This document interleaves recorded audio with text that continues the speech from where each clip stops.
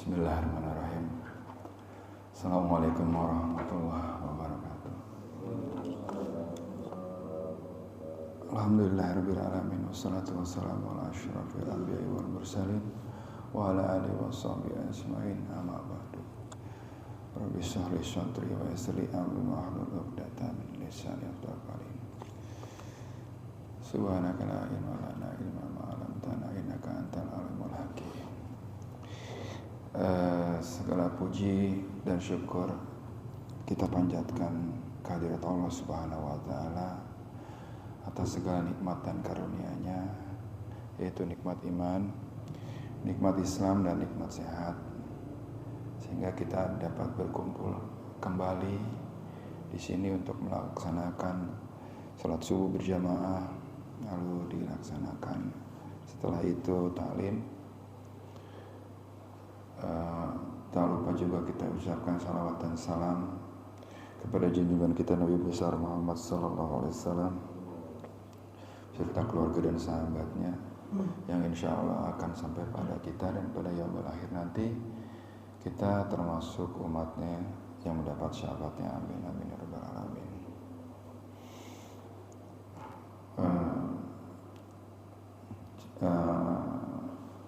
Jumpa lagi bersama saya. Kebetulan saat ini gilirannya Pak I ya. Tapi tadi malam Pak I udah ya nggak bisa hadir. Kebetulan saya kemarin juga absen hari Selasa kemarin. Nah, saya coba untuk kita sharing di sini ya. Jadi yang mau saya akan share, mudah-mudahan bermanfaat bagi kita semua, adalah saat ini setelah beberapa pertemuan yang lalu kita saya pernah sampaikan bagaimana kalau orang dalam keadaan diuji sama Allah, yaitu diuji sakit, diuji lagi mungkin kekurangan harta ya, beberapa kesempatan yang lalu ditimpa kesusahan lah katakanlah gitu, dan kita tahu apa yang harus kita lakukan dan ada adab-adabnya. Setelah itu sempat juga saya sampaikan, jika kita perbaiki sholat kita, maka Allah akan memperbaiki hidup kita. Nah, lanjutan dari itu adalah bagaimana kita berikhtiar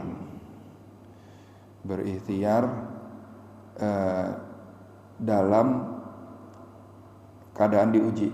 Nah, gitu. Jadi yang mau saya sampaikan itu ikhtiar dalam Islam, sebagaimana kita ketahui, bapak-bapak sekalian mungkin udah tahu, ikhtiar itu tak lain daripada usaha ya. Jadi Islam mengenal istilah ikhtiar, yang mana arti ikhtiar itu adalah kebebasan dan kemerdekaan manusia dalam memilih dan menentukan perbuatannya. Ikhtiar juga diartikan berusaha, karena pada hakikatnya orang yang berusaha berarti memilih. Maka secara pemaknaan umum arti ikhtiar adalah usaha. Jadi ikhtiar itu kebebasan manusia dalam memilih dan menentukan perbuatannya. Jadi kita mau berlaku apa aja bebas gitu. Mau milih apa aja bebas gitu. Dalam kita keluar daripada kesulitan yang sedang kita alami, katakanlah begitu. Kita bebas memilih cara untuk keluar dari masalah itu, keluar dari cari solusinya juga terserah kepada kita. Nah, cuman mencari solusi yang terbaik adalah tentunya ada tuntunannya, karena begitu. Bagi umat Islam yang memiliki keimanan kepada Tuhannya dalam berusaha, maka ia tidak semena-mena hanya mengandalkan usaha sendiri tanpa meminta pertolongan kepada Zat yang menciptakannya. Islam menempatkan ikhtiar selalu beriringan dengan doa. Jadi kayak satu paket. Kalau yang ada usaha, pasti ada doa. Nah, orang Islam atau Muslim mengenali seperti itu. Jadi menghindari juga dari sikap yang Dia berusaha hanya diri sendiri aja berusaha gitu. Begitu dia berhasil, nah ini karena saya gitu loh. Nggak ada campur tangan Allah di situ. Nah, kalau di dalam Islam, mengapa ikhtiar beriringan dengan doa? Seperti kita tahu bahwasanya begitu kita usaha, kita jalani apa yang kita mau capai, tapi tetap hasil kita serahkan pada Allah gitu. Nah, bagaimana caranya? Kita berdoa, ya Allah, mudah-mudahan usahaku hari ini Engkau ridhoi dan membuahkan hasil yang terbaik. Jadi ikhtiar merupakan sebuah usaha yang seharusnya dilakukan manusia untuk dapat memenuhi segala kebutuhannya dalam kehidupannya, baik secara material, emosional, spiritual, kesehatan, dan juga masa depannya, agar tujuan hidup untuk dapat sejahtera dunia dan akhirat dipenuhi. Usaha atau ikhtiar itu harus dilakukan dengan sungguh-sungguh, sepenuh hati dan semaksimal mungkin. Kenapa? Kalau kita nggak usaha sungguh-sungguh, mana bisa kita dapat hasil yang terbaik, katakanlah begitu. Jadi kalau boleh diberikan contoh, misalnya ada orang nih berdagang, misalnya berdagang singkong gitu di pasar gitu. Dia nyiapin singkongnya itu asal gitu, yang mana aja, yang penting gue jualan gitu. Ada lagi satu pedagang lain yang jualan singkong juga, tapi dia pilihin bener-bener material yang bagus, singkong yang bagus gitu. Terus datangnya juga lebih awal, terus menjajakan dagangannya juga bagus gitu. Jadi pembeli pun datang memilih nih siapa yang sama-sama jualan singkong, tapi yang mana yang jualannya asal-asalan dan yang mana yang jualannya dengan sungguh-sungguh, pasti akan beda hasilnya. Jadi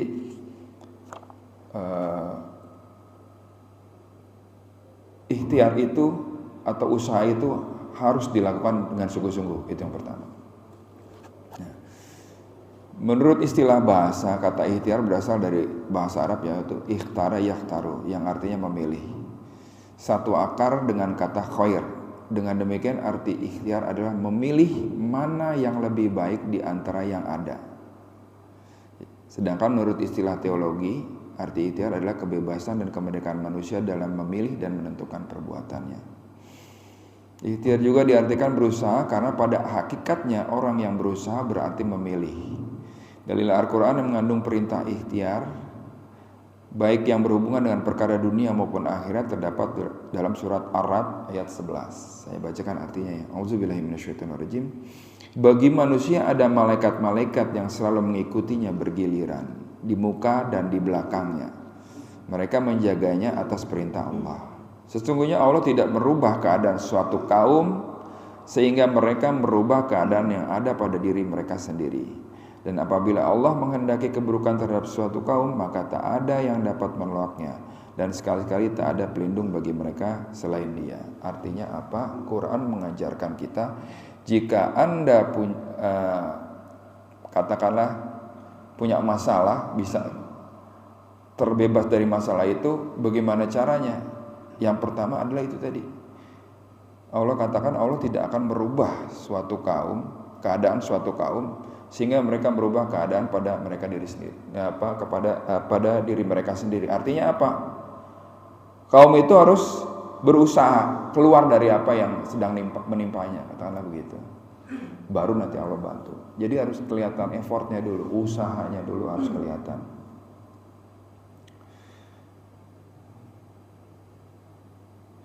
Nah, di Islam juga diajarkan ikhtiar dan berdoa satu paket. Ikhtiar harus dilakukan dengan sungguh-sungguh, ya. Dan ketika menemui kegagalan, hendaknya tidak berputus asa. Jadi pertama sungguh-sungguh, kedua doa, ketiga kalau belum berhasil, jangan putus asa, ya. Karena pasti ada maksud Allah di situ. apabila gagal dalam suatu usaha, belum berhasil nih kita mengusahakan sesuatu, setiap muslim dianjurkan untuk bersabar, karena orang yang sabar tidak akan gelisah dan berkeluh kesah atau berputus asa, agar ikhtiar atau usaha dapat berhasil dan sukses. Hendaknya melandasi usaha tersebut dengan niat ikhlas untuk mendapatkan ridha Allah dan mengikuti perintah Allah yang diiringi dengan doa yang tulus. Jadi buat kita yang mau mulain usaha apapun itu, landasannya adalah itu tadi, ikhlas mendapat ridha Allah. Jadi udah kita mau mulai usaha nih, jualan apa gitu misalnya. Kalau landasannya ikhlas, ya kan, dan untuk mendapatkan ridha Allah, insya Allah Allah akan bantu, ya. Jadi awalnya niatannya kita lurusin dulu, kedua kita berusaha dan tidak berusaha dengan biasa-biasa aja, harus dengan sungguh-sungguh. Ketiga kita berdoa, keempat jangan putus asa. Oke. Bentuk-bentuk ikhtiar itu ada beberapa macam yang perlu kita amalkan, kita ketahui. Yang pertama adalah kerja keras. Semangat berusaha dengan sepenuh hati harus ditanamkan pada diri manusia untuk mencapai tujuan hidup di dunia maupun akhirat. Manusia memiliki kesempatan yang diberikan Allah untuk menjadi lebih baik dengan potensi fisik dan psikisnya. Jadi Allah menganugerahkan kita hati, akal, pikiran gitu, untuk bisa memenuhi kebutuhan yang kita butuh gitu. Jadi dikasih toolsnya sama Allah, ya kan. Yang terpenting lagi, semangat berusaha dengan sepenuh hati itu harus ada dalam setiap diri manusia untuk mencapai tujuan hidup. Jadi jangan cuman katakanlah pasif ya. Aduh, hari ini rezeki gue segini nih, ya. Tapi belum melakukan suatu usaha yang maksimal. Nah, itu kalau bisa usaha maksimal dulu, baru kita pasrah gitu. Atau tawakal lah, katakanlah begitu. Karena di dalam surat Al-Ankabut ayat 6, Auzubillahi minasyaitonirrajim, barang siapa kerja keras, maka sesungguhnya bekerja keras untuk dirinya sendiri. Sungguh Allah itu maha kaya dari segala makhluk. Artinya kalau kita bekerja keras, baliknya kepada diri kita sendiri, ya. Jadi Allah tahu apa yang kita kerjakan dan Dia akan memberikan reward sesuai dengan apa yang kita kerjakan, ya. Jadi usaha yang keras tidak akan mengkhianati hasil yang ingin dicapai. Jika ikhtiar dilakukan dengan maksimal dan bersungguh-sungguh agar tercapai suatu harapan, Allah berjanji akan merubah kondisi suatu hamba setelah hamba tersebut bersungguh-sungguh mengubah kondisinya. Jadi kalau kita misalnya seperti yang kita lihat tadi di surat tadi, Allah akan merubah keadaan kita. Misalnya kita lagi ketimpa diberikan ujian kekurangan harta, katakanlah begitu, ya. Berpikir keras bagaimana nih caranya gitu. Tentunya caranya yang kita lakukan itu sesuai dengan apa yang Allah kehendaki, katakanlah begitu. Yang pertama adalah kerja keras, bentuk ikhtiarnya. Yang kedua adalah pantang menyerah. Jadi pribadi yang pantang menyerah adalah sebutan bagi pribadi yang tidak merasa lemah terhadap sesuatu yang terjadi dan menimpanya. Mau mulai bisnis baru pasti ada kendalanya, ya kan. Ketemu tuh pertama kendalanya apa, ya kan. Mau jualan apa katakan, ketemu sama yang nggak setuju, sama yang katakannya merendahkan niatan kita untuk mulai usaha gitu. Itu pasti ada tuh yang begitu-gitu, ya kan. Umat muslim diajarkan go ahead, jangan menyerah gitu. Pertama, lu kerja keras, udah kerja keras, jangan menyerah, ya kan. Keberhasilan dan kegagalan itu pasti pernah menghampiri kita, gitulah. Jadi kegagalan yang dialami pada setiap orang itu adalah wajar dalam kehidupan. Nah, yang berbeda adalah bagaimana sikap setiap manusia itu ketika mengalami kegagalan tersebut. Dia dihadapkan kepada dua pilihan, pantang menyerah atau berputus asa. Ya. Namun sifat putus asa sangat dibenci oleh Allah. Allah berfirman dalam Quran surat Yusuf ayat 87 tentang larangan berputus asa. Hai anak-anakku, pergilah kamu maka carilah berita tentang Yusuf dan saudaranya dan jangan kamu berputus asa dari rahmat Allah. Sesungguhnya tiada berputus asa dari rahmat Allah melainkan kaum yang kafir. Nah, Pak, kalau kita putus asa dari rahmat Allah, dikategorikannya kaum kafir, Pak. Ngeri banget kan? Jadi dalam berusaha, semangat, kerja keras, pantang menyerah, jangan berputus asa dari rahmat Allah. Keputusasaan itu identik dengan kekufuran yang besar. Seseorang yang kekufuran belum mencapai tingkat itu, dia biasanya tidak kehilangan harapan. Sebaliknya, semakin mantap keimanan seseorang, semakin besar pula harapannya bahwa keputusasaan hanya layak dari manusia durhaka karena menganggap bahwa kenikmatan yang hilang tidak akan kembali lagi.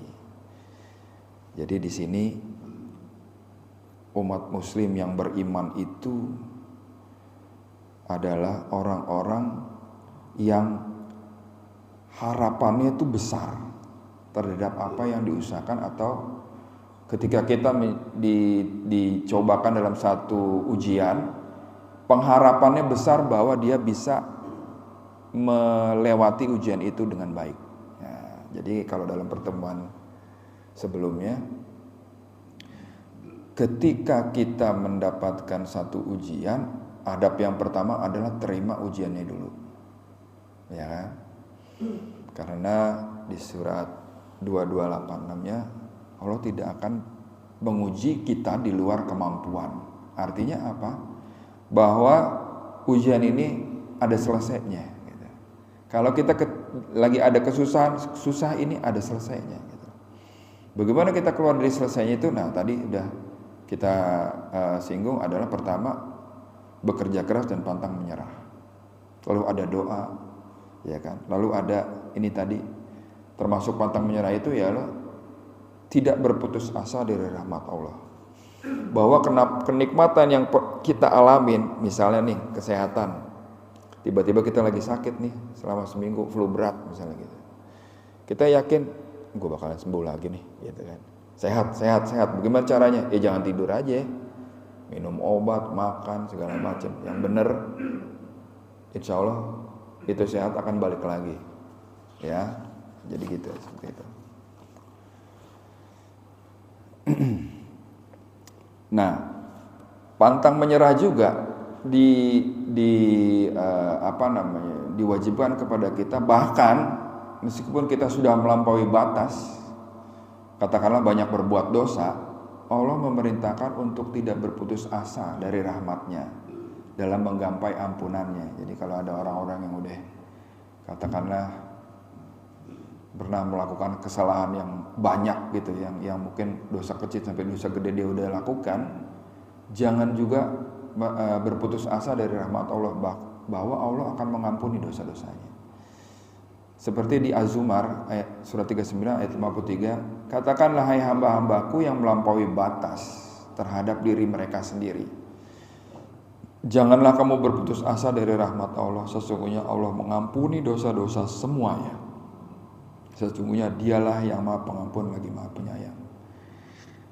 Jadi dosa yang kita lakukan, apapun itu, terbuka pintu ampunan dari Allah. Asal kita jangan berputus asa dari rahmatnya. Kenapa? Allah maha pengampun, lagi maha penyayang. Jelas itu. Semua dosa bakal diampuni.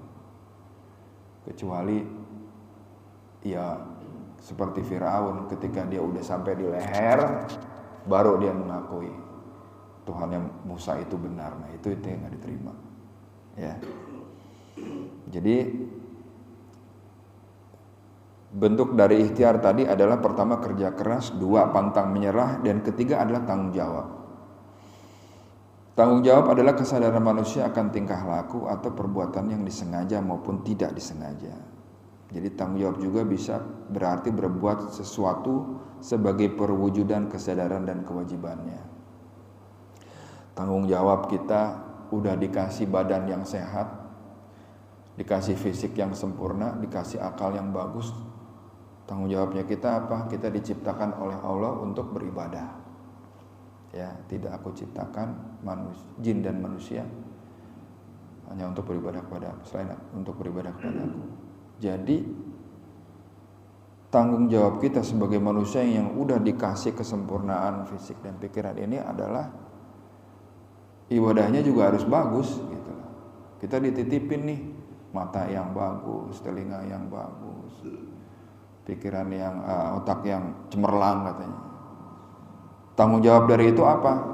Jangan engkau pergunakan, katakanlah gini, kita pinter, jangan engkau pergunakan kepintaran itu untuk berbuat yang tidak baik, ya, berbuat kerusakan, minterin orang, katakanlah begitu, menindas dan segala macamnya. Kita sebagai umat muslim yang beriman punya tanggung jawab dengan apa yang sudah dititipkan kepada kita, ya. Maka dari itu tanggung jawab merupakan sikap dan perilaku manusia untuk melaksanakan tugas dan kewajiban yang seharusnya dilakukan terhadap diri sendiri, masyarakat, lingkungan, negara, dan Tuhan Yang Maha Esa. Ya, oke. Jadi udah ada kerja keras, ada pantang menyerah, ada tanggung jawab, ada tekun dan rajin nyari ilmunya gitu ya. Yang keempatnya tekun dan rajin belajar. Dengan belajar manusia bisa hidup bermartabat dan membangun peradaban yang bersandikan nilai-nilai ketuhanan dan kemanusiaan. Dalam Islam belajar adalah ibadah. Seperti hadits riwayat Muslim, menuntut ilmu itu wajib bagi muslim dan muslimah. Belajar itu mencoba memahami, juga berusaha mengembangkan pemikiran, pengetahuan, kepribadian, moral, dan profesionalitas. Jadi kenapa kita nggak boleh berhenti belajar menuntut ilmu? Supaya dalam melaksanakan kehidupan itu sesuai dengan relnya gitu ya. Dikasih badan yang sehat, dikasih hati yang lapang, dikasih pikiran yang cemerlang, otak yang cemerlang, ya kan? Isi dengan cari ilmunya untuk menggapai apa yang kita mau. Nah, jadi kata pepatah, kalau misalnya mau dunia, cari ilmu dunia. Kalau mau tahu akhirat, cari ilmu tentang akhirat, katakan begitu. Jadi jangan berhenti belajar dalam berikhtiar itu. Jadi pertama adalah kerja keras, kedua adalah pantang menyerah, ketiga tanggung jawab, keempat adalah jangan berhenti belajar. Nah, di dalam surat An-Najm ayat 39 sampai 42, semua keberhasilan itu bergantung pada cara kita berikhtiar dan beriman kepada takdir dari Allah. Ya. Saya bacakan artinya. A'udzubillahi minasyaitonirrajim. Dan bahwa manusia hanya memperoleh apa yang telah diusahakannya, dan sesungguhnya usahanya itu kelak akan diperlihatkan kepadanya. Kemudian akan diberi balasan kepadanya dengan balasan yang paling sempurna, dan sesungguhnya kepada Tuhan mula kesudahan segala sesuatu. Ya. Jadi yang jelas ikhtiar itu harus dilakukan oleh manusia, karena manusia hanya memperoleh apa yang telah diusahakannya. Jadi kalau ada orang yang bilang usahanya kecil hasilnya banyak, kayaknya saya belum bisa nangkap tuh bagaimana ceritanya. Ya, karena equal Pak, usaha sama hasil itu sama dengan gitu. Makin kuat usaha, makin banyak hasil, kan gitu ya, yang kita tahu. Terus Rasulullah SAW juga mengajarkan umatnya agar selalu bekerja dan berusaha sekuat tenaga. Beliau ingin agar umatnya mandiri dan tidak bergantung kepada orang lain. Bahkan Rasulullah SAW pernah menyebut bahwa orang yang berikhtiar itu lebih baik daripada orang yang meminta-minta atau hanya mengharapkan bantuan orang lain. Di hadis riwayat Bukhari, demi zat yang jiwaku berada di tangannya, sesungguh salah seorang dari kalian pergi yang mengambil talinya, lalu dia mencari kayu bakar dan dipikulkan ikatan kayu itu di punggungnya, itu lebih baik baginya daripada ia meminta-minta kepada seseorang, baik orang itu memberi maupun tidak memberinya. Ini ajarannya Rasulullah tentang kita sebagai manusia itu lebih bermartabat kalau berusaha timbang menunggu bantuan. Jelas ya. Seperti yang udah pernah disampaikan Ustadz Rohmat, dulu ada orang yang istilahnya orang muslim yang datang kepada Rasulullah minta sedekah gitu. Dan dia ditanya, punya apa di rumah? Nah, ada karpet, ada apa gitu. Terus dilelang. Panggil sahabat-sahabatnya. Kalau sahabat-sahabatnya dipanggil terus disuruh, nih bantu nih, ada yang lagi punya kebutuhan, pasti dibantu sama dia gitu. Tapi gak begitu caranya. Dilelang, dia punya karpet, dia punya apa, dilelang. Siapa yang membayar ini nih? Si fulan lagi kesulitan. Wah, dilelang, akhirnya laku, misalnya 1 dinar. Terus kata Rasulullah, beliin kampak di pasar, ya kan? Balik lagi, udah dibeliin kampak. Nah, nih kampak besok pakai buat tebang kayu, cari kayu bakar, ya kan? Gue nggak mau ngelihat lo dalam waktu seminggu misalnya gitu. Udah berangkat dia, bayar kayu bakar dengan kampaknya itu hasil dari lelang, terus dia jualan di pasar. Begitu ketemu lagi sama Rasulullah, gimana? Saya udah punya 10 dinar. Ya Rasulullah katanya. Berkat apa? Itu tadi, usaha. Jadi derajatnya orang berusaha itu lebih tinggi, even hasil lebih kecil dari orang yang minta-minta, nunggu bantuan dan segala macam. Kita memang diwajibkan untuk membantu saudara-saudara kita yang membutuhkan. Cuman kalau saya bisa share sedikit ya, di surat 2 itu ayatnya 273 kalau nggak salah. Sebentar saya lihat dulu ya. Nah, ini tentang infak. Auzubillahiminasyaitonirrajim. Apa yang kamu infakkan adalah untuk orang-orang fakir yang terhalang usahanya karena jihad di jalan Allah, sehingga dia yang tidak dapat berusaha di bumi, orang lain yang tidak tahu menyangka bahwa mereka adalah orang-orang kaya karena mereka menjaga diri dari meminta-minta. Engkau Muhammad mengenali mereka dari ciri-cirinya.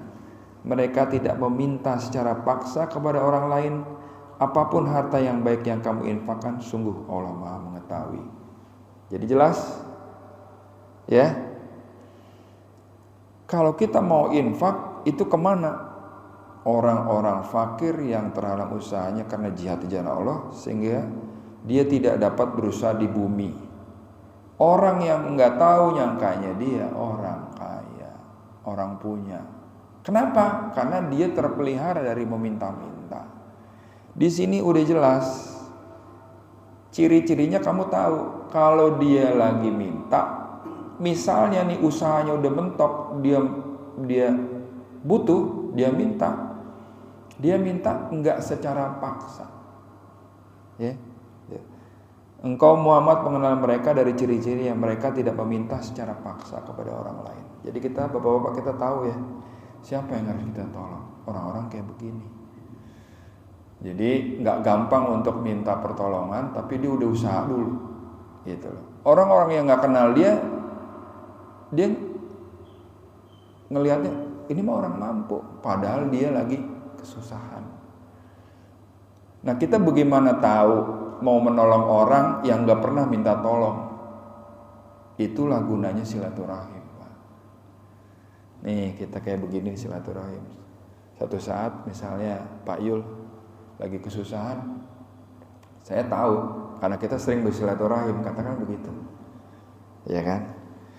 Kalau ada orang yang minta, sampai dia minta dan dia sudah berusaha keras, berarti udah pol banget usahanya. Kita harus bantu orang-orang kayak gitu.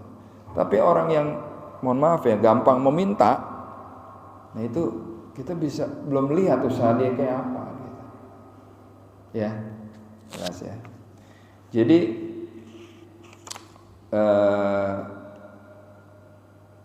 Rasulullah mengajarkan bahwasanya orang yang berikhtiar, orang yang berusaha lebih baik daripada orang-orang yang katakanlah meminta-minta.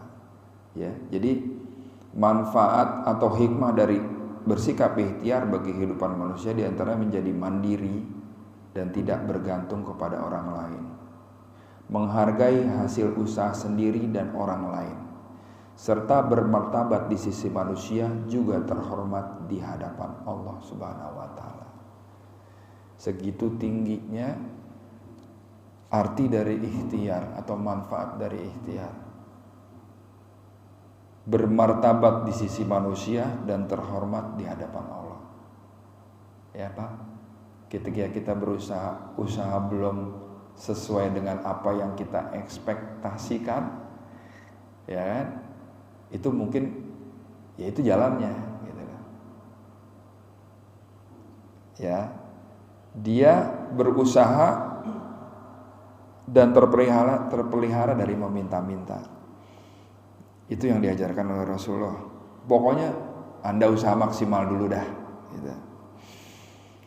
Selain itu, seseorang akan selalu merasakan kepuasan hati karena telah berusaha dengan maksimal, bahkan menjadi orang yang tidak mudah putus asa. Dalam Al-Quran banyak ayat mengisyaratkan agar manusia berusaha dalam kehidupannya, sebagaimana firman Allah berbunyi pada surat Al-Jumu'ah ayat 10. A'udzubillahi minasyaitonirrajim. Apabila telah ditunaikan sembahyang atau sholat, maka bertebaranlah kamu di muka bumi dan carilah karunia Allah, dan ingatlah Allah Subhanahu wa taala banyak-banyak supaya kamu beruntung. Jadi setelah kita ibadah, kita disuruh bertebaran di muka bumi untuk mencari karunia Allah. Terus bagaimana kita nyari karunia Allah supaya kita dapat, kita beruntung? Banyak-banyaklah mengingat Allah. Jadi keterangan dari ayat di atas dapat dipahami bahwa Allah Subhanahu wa taala menyuruh manusia untuk berusaha atau ikhtiar sebagai pekerja dalam rangka menggapai keberuntungan hidup di dunia ini. Di samping tidak meninggalkan atau mengabaikan amalan untuk kesiapan hidup di akhirat nanti. Salah satunya dengan cara mendekatkan diri kepadanya. Lalu apa yang dilakukan kita setelah kita melakukan ikhtiar? Tentunya bagi seorang muslim ikhtiar saja tidaklah cukup. Setiap ikhtiar juga harus diikuti dengan berdoa dan bertawakal kepadanya. Jadi pengertian tawakal itu adalah cara memasrahkan diri kepada keputusan Allah setelah kita berusaha. Jadi tawakal itu bukan sifat menunjukkan kepasifan, asal dilakukan setelah seseorang berusaha dengan sungguh-sungguh dalam mencapai sesuatu. Sedangkan jika ia belum berusaha sama sekali namun sudah memasrahkan diri, maka hal tersebut tidak dapat diartikan sebagai tawakal. Jadi tawakal Pak, usaha dulu, ikhtiar dulu, baru hasilnya kita serahkan sama Allah. Karena Allah paling tahu apa yang terbaik buat kita. Boleh jadi kita minta sesuatu, kata Allah jangan yang ini aja. Yang ini gak baik buat kamu, yang ini baik buat kamu. Kan yang maha tahu Allah. Jadi kira-kira begitu ya.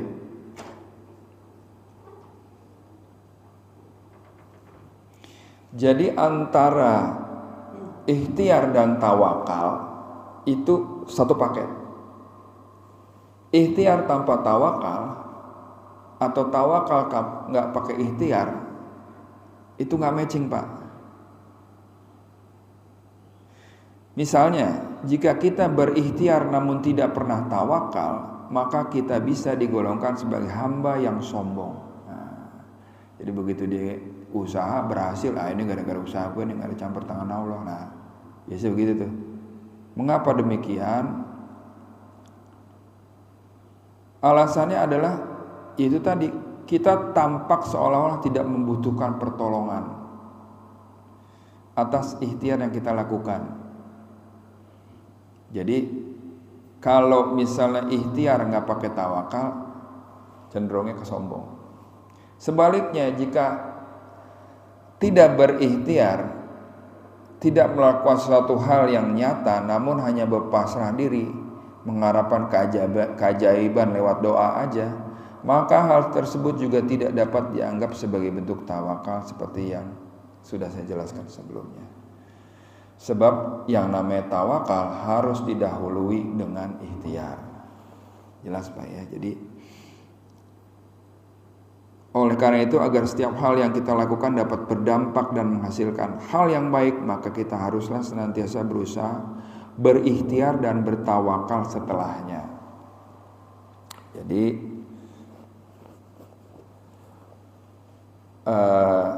hasil yang terbaik dari ikhtiar itu adalah memantaskan diri kita untuk diberi hal yang terbaik oleh Allah. Jadi ikhtiarnya udah sesuai belum dengan tuntunan Rasulullah? Udah pantas belum gue dibantu nih sama Allah, ya kan? Jadi ikhtiar juga harus kita pilih Pak, nggak boleh sembarangan. Ya. Jadi ada tipsnya berikhtiar yang baik menurut Al-Quran. Yang pertama, nggak boleh sombong atau takabur. Biasakan melakukan ucapan insya Allah. Jadi di surat Al-Hujurat ayat 1, A'udzubillahi minasyaitonirrajim, dan janganlah kamu memalingkan mukamu dari manusia karena sombong, dan janganlah kamu berjalan di muka bumi dengan angkuh. Sesungguhnya Allah tidak menyukai orang-orang sombong lagi membanggakan diri. Ya.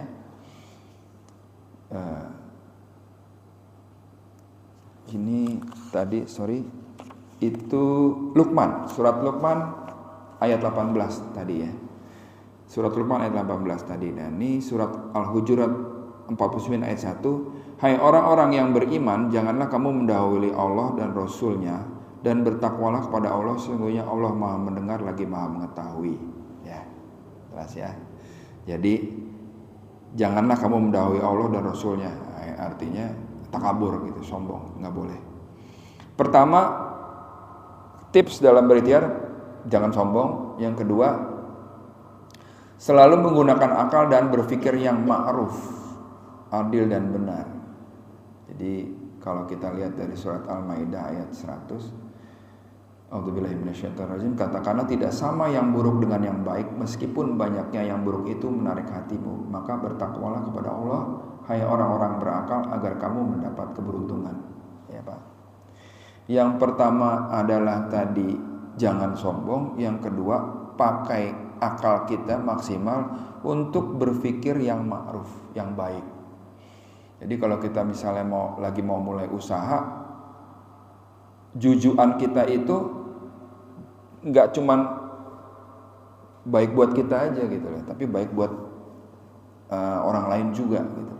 Berpikirlah yang baik, maka insya Allah hasilnya akan baik.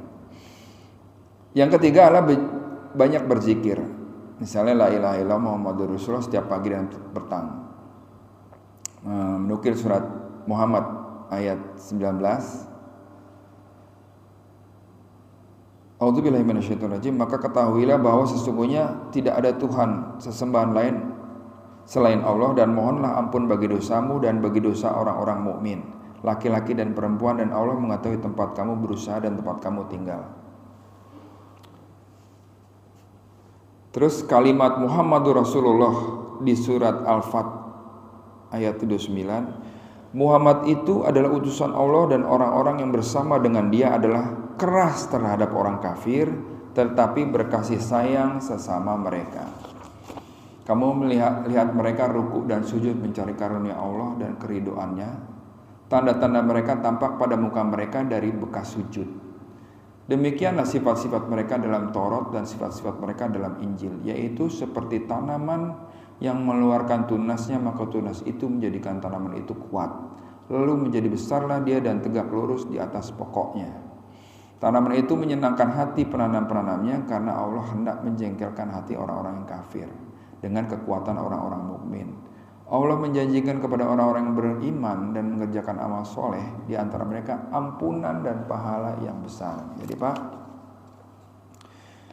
banyak-banyak kita berzikir, ya. La ilaha illallah dan Muhammadur Rasulullah itu powerful, ya.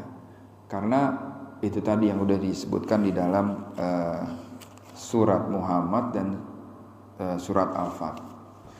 Lalu tips yang keempat adalah selalu menghatamkan Quran, minimal setiap harinya 1 ayat. Kalau kita lihat dari surat Ibrahim, surat 14 ayat 42, A'udzubillahi minasyaitonirrajim, Al-Quran ini adalah penjelasan yang sempurna bagi manusia dan supaya mereka diberi peringatan dengannya dan supaya mereka mengetahui bahwasanya Dia adalah Tuhan yang Maha Satu dan agar orang-orang yang berakal mengambil pelajaran. Jadi tips dalam berikhtiar supaya lancar ikhtiarnya, yang pertama adalah jangan sombong, ya. Saya ulang lagi Pak ya, jangan sombong. Kedua, selalu menggunakan akal untuk yang tujuannya baik. Yang ketiga, banyak berzikir. Yang keempat, selalu baca Quran. Yang kelima, selalu silaturahim dengan orang-orang soleh, ya. Seperti kita lihat di surat An-Nisa ayat 1. Hai sekalian manusia, bertakwalah kepada Tuhanmu yang telah menciptakan kamu dari seorang diri, dan daripadanya Allah menciptakan istri, dan daripada keduanya Allah memperkembangbiakan laki-laki dan perempuan yang banyak. Dan bertakwalah kepada Allah yang dengan mempergunakan namanya kamu saling meminta satu sama lain, dan peliharalah hubungan silaturahim. Sesungguhnya Allah selalu menjaga dan mengawasi kamu. Jadi jelas. Yang kelima, silaturahim. Silaturahim kemana? Silaturahim kepada para ulama, orang-orang soleh, gitu ya.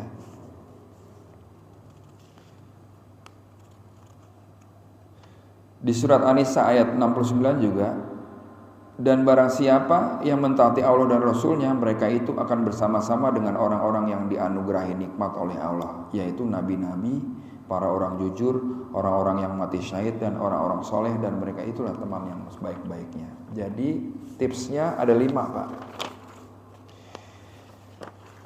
Ya, saya ulang.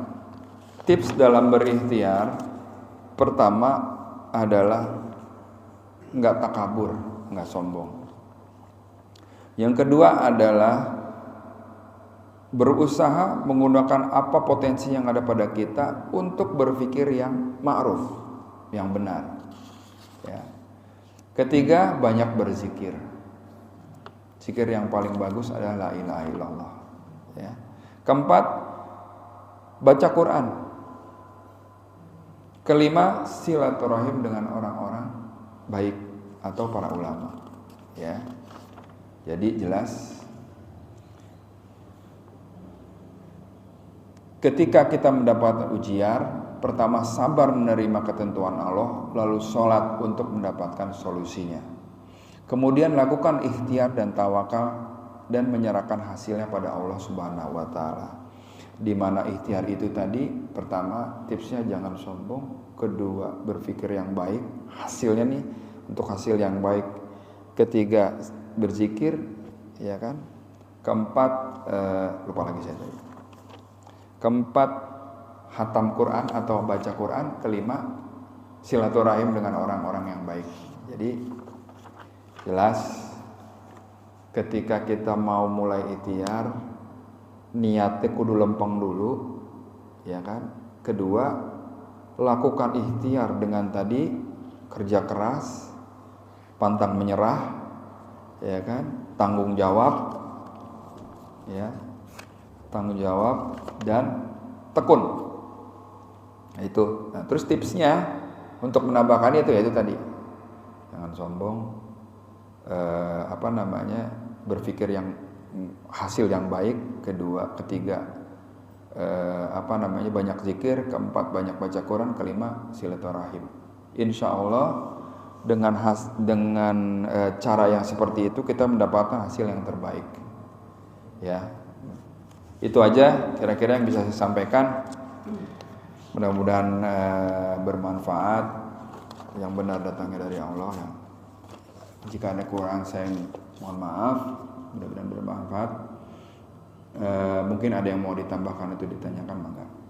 Masih ada kira-kira 5 menit. Berapa sih? 5:26. Ya, masih ada. Kira-kira ada yang mau ditambahkan atau ditanyakan, Pak? Oke. Waalaikumsalam warahmatullahi wabarakatuh.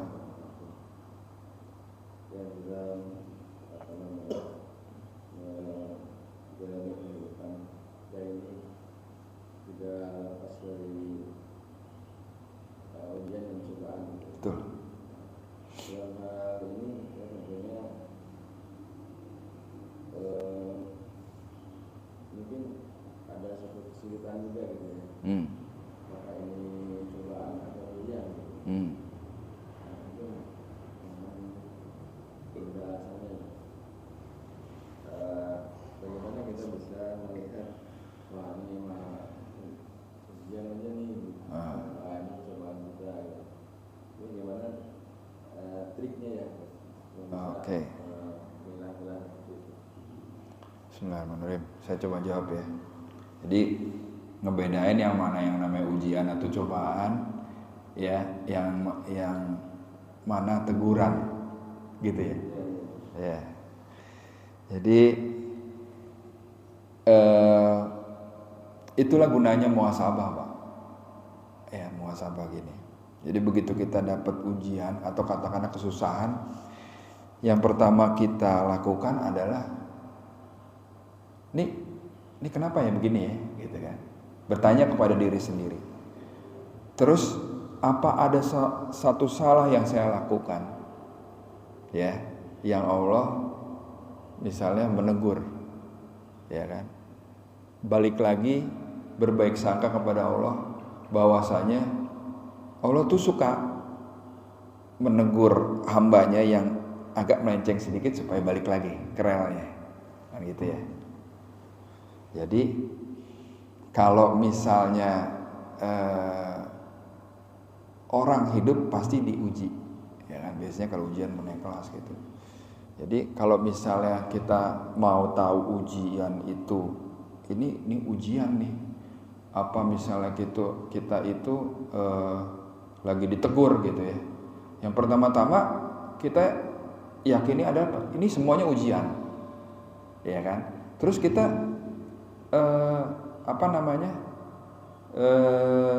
muhasabah. Ini apakah ada salah yang aku lakukan, ya kan. Balik terus lagi. Kita mungkin ada yang salah atau mungkin kurang tepat aku silaturahimnya kurang baik atau apa itu. Dan semangatnya adalah memperbaiki diri sendiri dulu.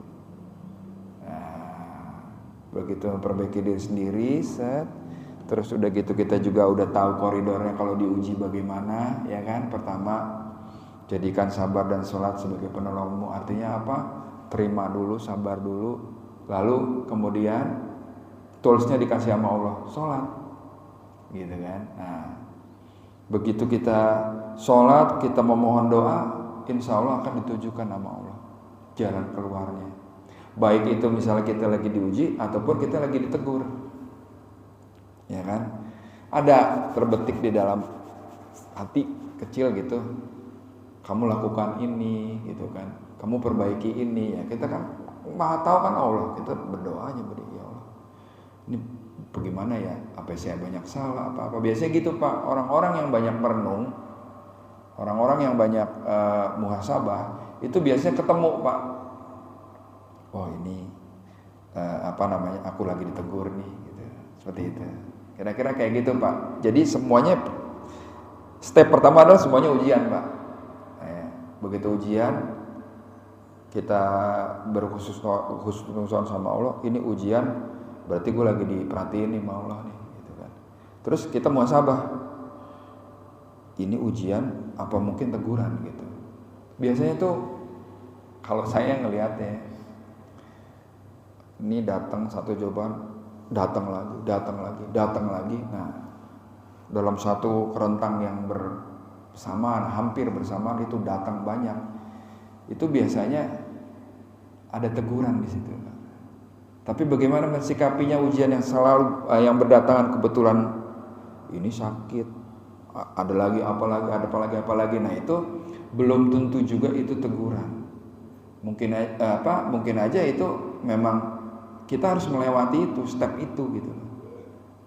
Diuji sama Allah ini, diuji sama Allah. Kenapa? Karena emang kamu doang yang bisa. Yang lain gak gua uji kayak begitu gitu.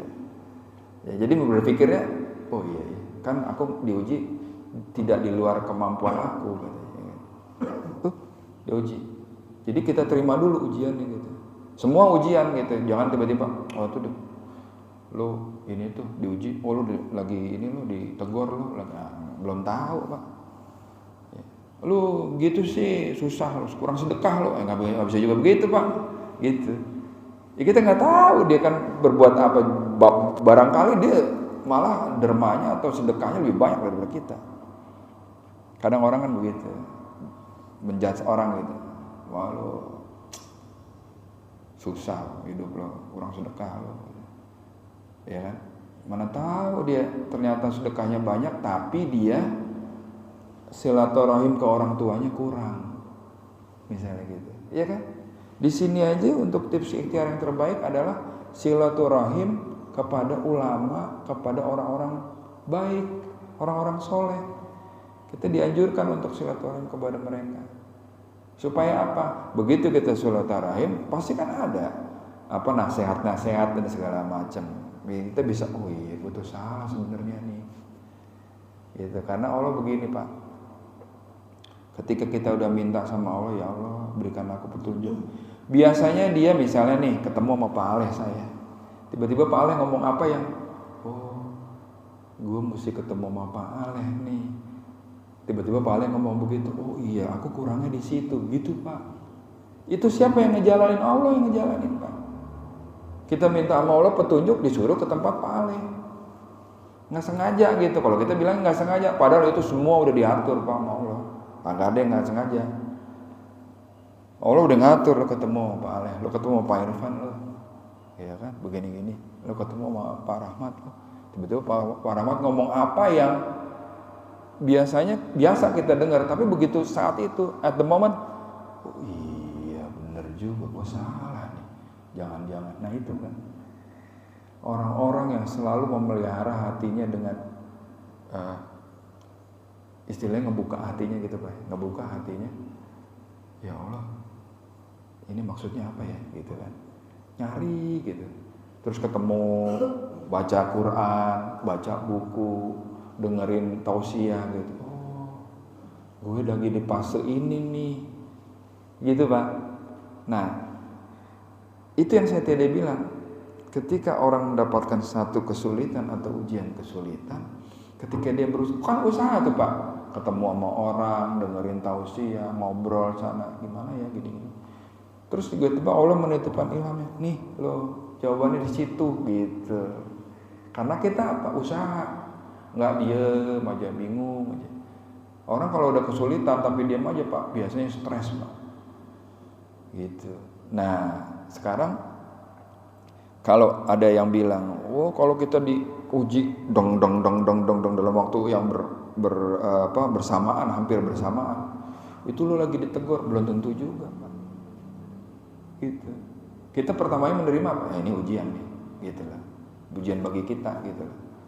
Maksudnya Allah apa nih? Nah itu kita tanya. Nah terus begitu kita muhasabah, baru tuh ketemu, oh gue salah nih, ya kan? Lagi ngedengerin ceramahnya Pak Rahmat misalnya, Anda silaturahimnya harus diperbaiki begini. Oh iya, gue punya salah nih sama abang gue misalnya gitu, ya kan? Sesuatu yang horizontal pak, ya antara umat muslim, kakak sama adiknya, apa tetangganya gitu. Itu kan harus diselesaikan. Gak bisa salah sama tetangga minta maaf ya sama Allah, gak bisa kan? Gitu. Selesaikan itu. Caranya bagaimana? Macam-macam Pak. Gitu. Dengan kita silaturahim, dengan kita tadi banyak berzikir, dengan kita ini, wah ini kayaknya maksudnya begini nih, gitu. Arahnya ke sana mah, gitu.